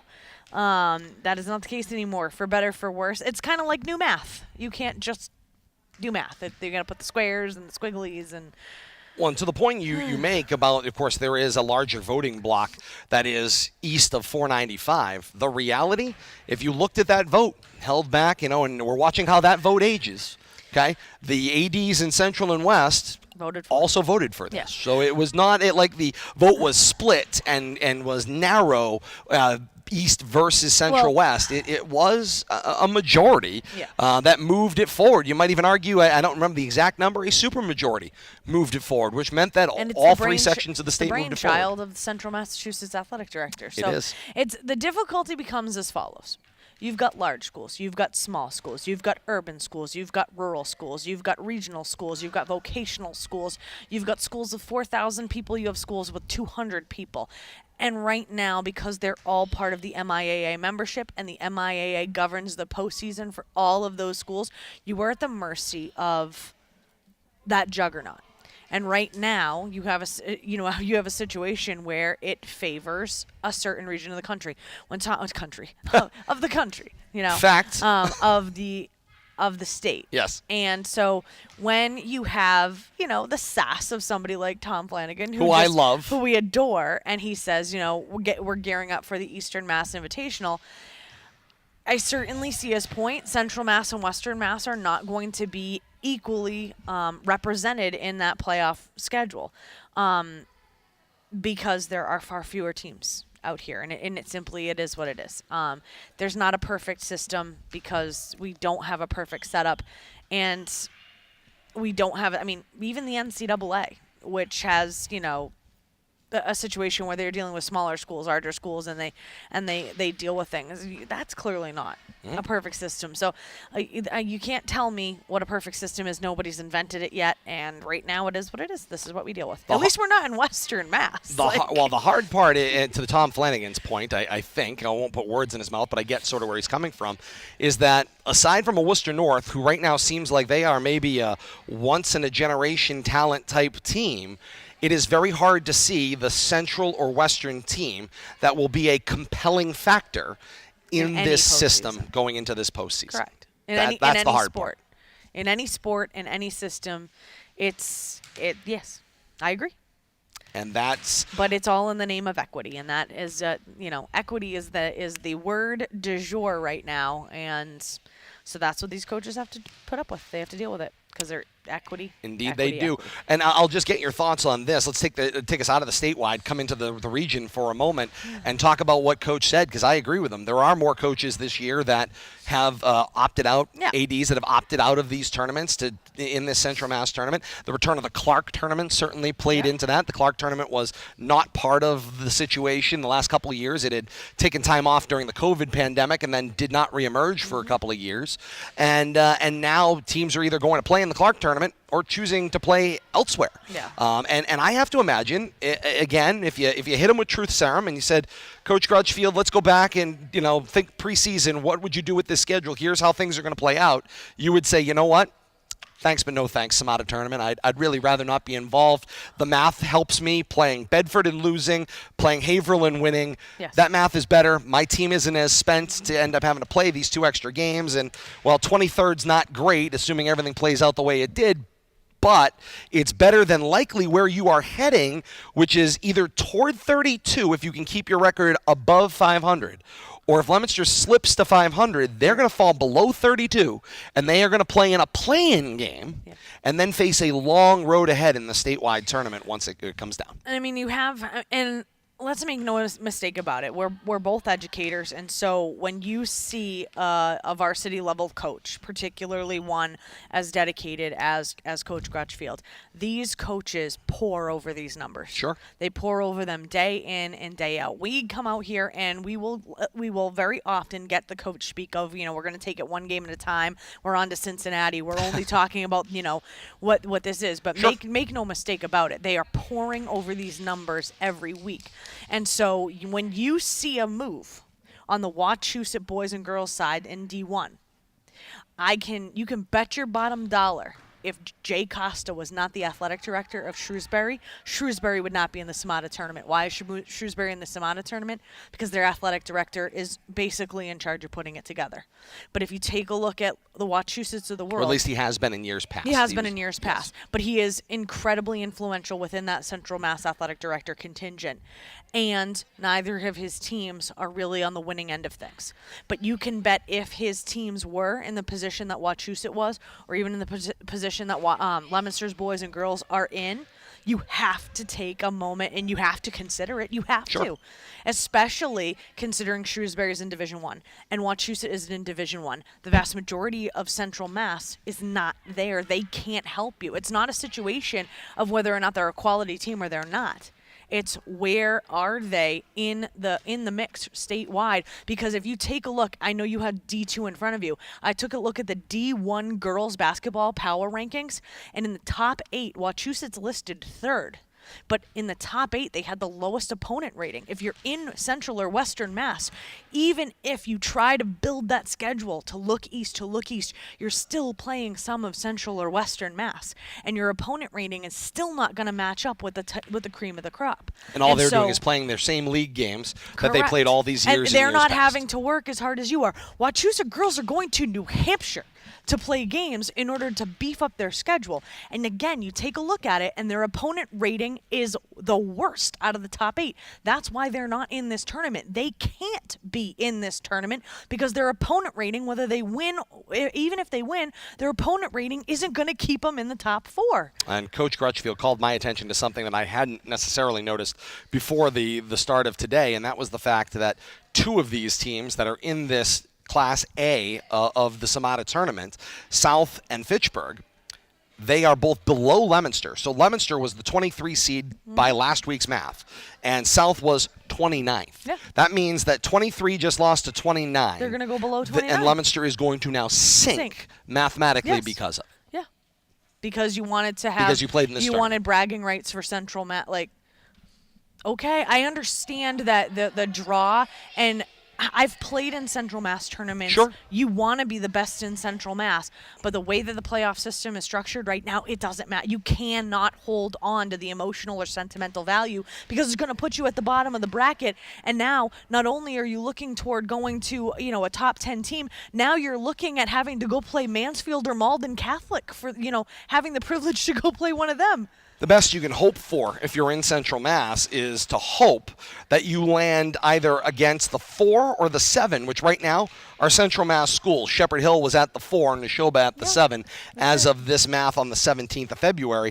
If you're in Central Mass and you happen to finish toward the bottom of that 32, and maybe you could land in the right place, you could travel to Shepherd Hill or travel to Neshoba. Look at the opponent ratings. Versus their margin of victory. Those 2 teams, those 2 Central Mass teams at the 4 and the 7 of Shepherd Hill and Neshoba are the lowest out of the top 8, 9. Out of the top 9 teams, those are the 2 lowest opponent ratings. And the top 10th, Pope Francis, plays in Western Mass. Yes. I know, having looked at it today. And again, it's no fault of theirs. No, they're just playing the games that are on the If you're schedule. playing teams in Central and Western Mass, that's what's going to happen, unfortunately. And so you have this situation. So I don't begrudge a team like Wachusett. You look at the opponent rating, you're already in the bottom of the top 10, and you've one loss all year.